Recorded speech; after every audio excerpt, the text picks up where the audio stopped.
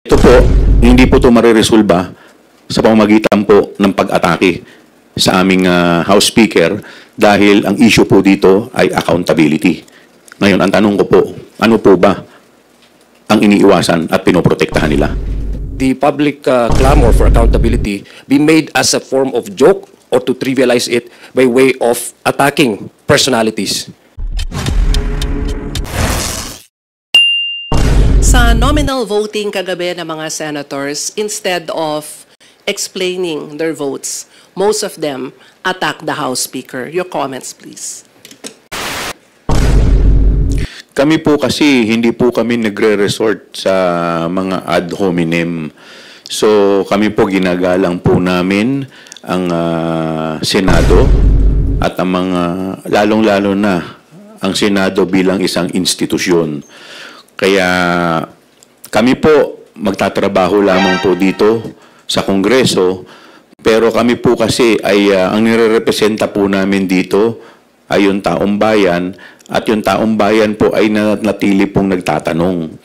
At tinatanong po ng taong bayan kung nasaan po napunta yung mahigit kalahating bilyong piso na nawawala po. Tinatanong rin po ng taong bayan kung nasaan at kung sino si Mary Grace Piatos. So, ito po, hindi po ito mariresolba sa pamamagitan po ng pag-atake sa aming House Speaker dahil ang issue po dito ay accountability. Ngayon, ang tanong ko po, ano po ba ang iniiwasan at pinoprotektahan nila? We will not be provoked by anyone to drag this issue to the level of gutter talk. Kami nirerespeto po namin ang aming opisina at institusyon ng aming nire-representa.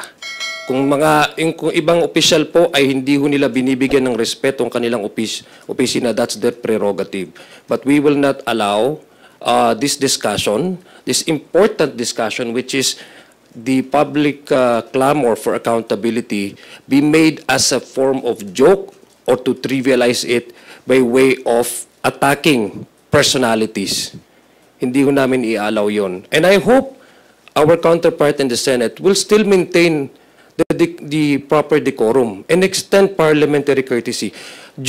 Remember, kayo po, ang taong bayan, alam po nila ito. Since the start of this issue on the impeachment, the allegations of corruption, the acknowledgement receipts, the threatening the lives of the sitting president, the first lady and speaker, wala ho kayong narinig ni isa sa amin na ininsulto ang mga nakaupong huwes, mga upong senador. Never, and we never did that, we will never do that. So we expect the same courtesies from our counterpart to maintain proper decorum.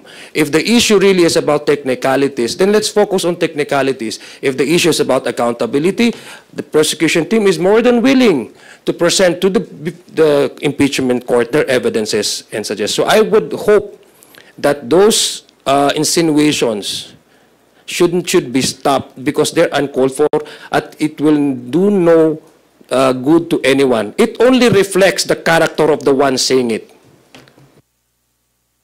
You're calling for a proper decorum in the plenary, Congressman.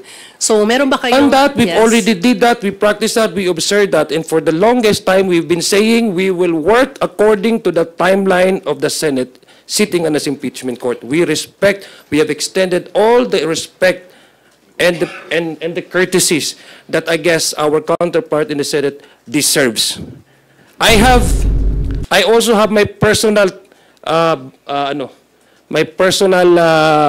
opinions about each and every one of them, but I will keep that to myself because my office demands that I should act accordingly.